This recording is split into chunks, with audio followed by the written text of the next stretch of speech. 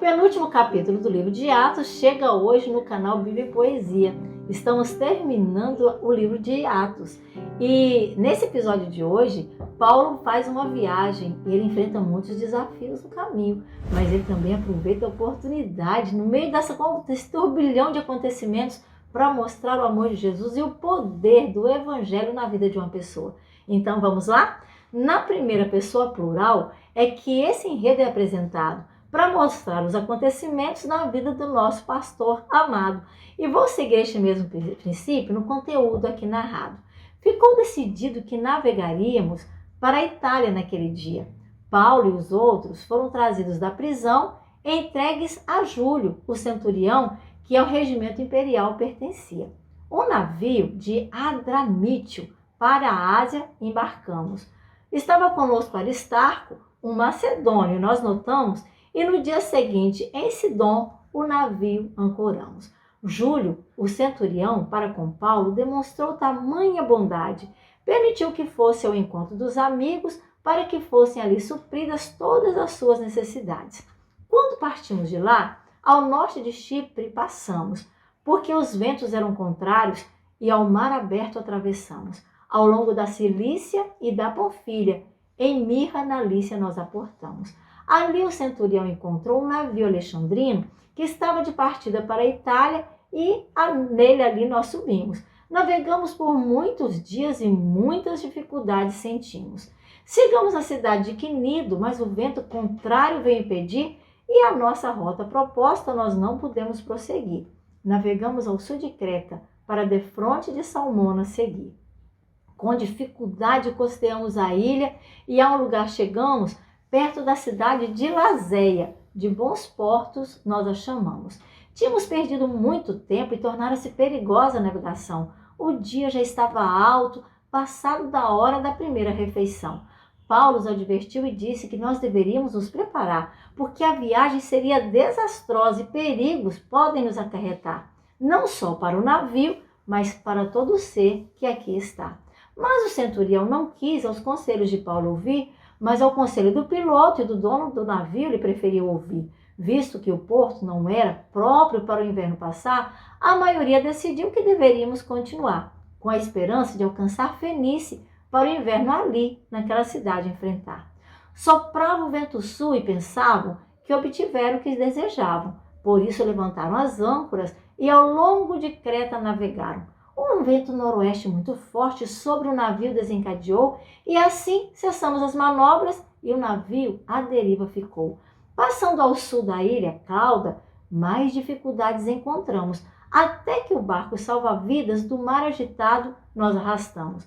Levantando, eles lançaram mão de todos os meios para reforçar aquele navio com cordas, com a intenção de o salvar.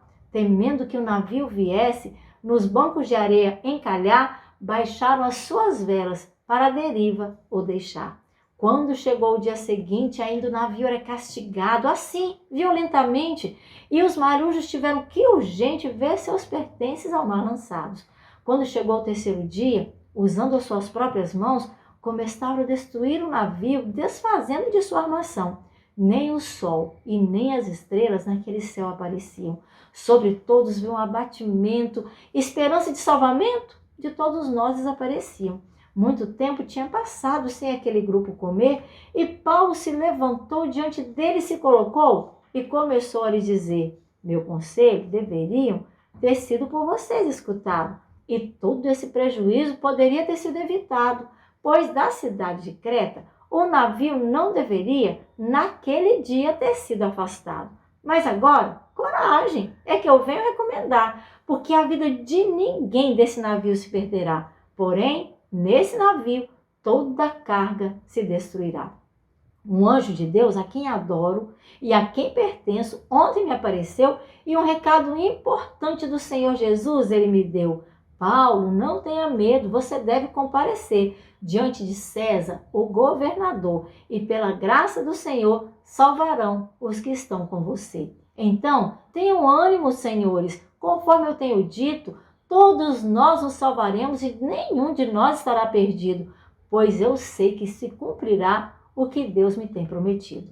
Para algumas dessas ilhas nós seremos arrastados Mas chegou a 14ª noite e ainda estamos sendo levados de um a outro lado daquele mar agitado. Quando era quase meia-noite, os marinheiros imaginaram que estávamos perto da praia e a sonda eles lançaram. A fundura era de 37 metros que eles ali verificaram. Temendo que fôssemos jogados contra as pedras que ali havia, 4 âncoras da proa lançaram e suplicaram seus deuses e oraram que amanhecesse logo o dia. Os marinheiros baixaram os barcos salva-vida ao mar, ao pretexto que era para ajustar as âncoras, mas era mesmo para suas vidas salvar. Então Paulo disse aos soldados e também ao centurião: se esses homens forem para o mar e no navio não ficar, para ninguém haverá salvação. Os soldados então cortaram as cordas que aos barcos salva-vidas prendiam, e ainda que os marinheiros quisessem sair do navio, não poderiam. Paulo insistia que todos se alimentassem antes mesmo do amanhecer, dizendo: hoje fazem 14 dias que vocês estão em constante vigília sem mesmo nada comer. Agora os aconselho a alguma coisa comer, porque só dessa maneira vocês poderão sobreviver. Nenhum de vocês se perderá, nem um fio de cabelo sequer.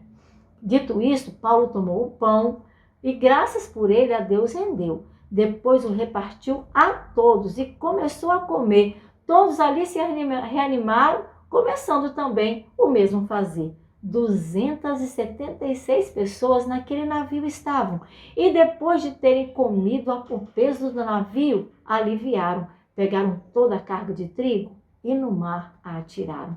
Quando amanheceu, não reconheceram a terra, mas viram que estavam numa enseada. Tinha uma praia e decidiram ao navio ali conduziram e as âncoras foram cortadas. Desataram também as cordas que aos lemes prendiam e, alçando a vela da proa ao vento, avançaram naquele momento e ir perto da praia eles pretendiam. Mas, num banco de areia, aquele navio encalhou. Quando o fundo do navio, o banco de areia tocou, a proa cravou-se ali e imóvel ali ficou. Pela violência das ondas, a popa do navio foi quebrada e, para que os presos não viessem fugir, os soldados estavam a decidir que a vida deles deveria ser ceifada. Mas a vida de Paulo queria poupar o centurião e os impediu de executar, mandou aos que soubessem nadar que fossem à terra, nadando em sua direção, e que os outros se agarrassem a tábuas, pedaços do navio, para que pudessem fugir da fúria daquele mar bravio. Meus queridos, que situação! Que situação enfrentou Paulo? Um mar naufragando, tantas pessoas sem fé, sem esperança, sem certeza, perdendo até mesmo a vontade de comer, a vontade de viver. E Paulo os animou. Paulo bem poderia ter dito para eles: vocês se virem, porque Deus me garantiu que eu não vou morrer, então vocês se virem. Mas Paulo não era assim. Paulo era um cristão de verdade, ele não queria o mal de ninguém. E você, quando você é perseguido, qual é a sua atitude? Você tem a mesma serenidade de Paulo, a mesma calma, a mesma tranquilidade em saber que a sua missão será determinada por Deus e será levada até o fim com o efeito seguro?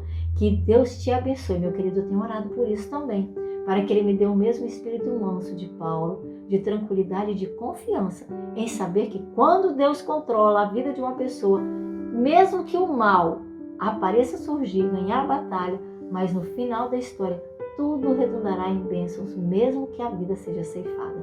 Então, meu querido, mais uma vez eu lhe peço, não deixe de colocar esse conteúdo à disposição de outras pessoas. Compartilhe, divulgue, ame a Jesus, busque sua Bíblia, tenha seus momentos pessoais com Jesus e seja hoje, mais uma vez, reavivado pela palavra do Senhor.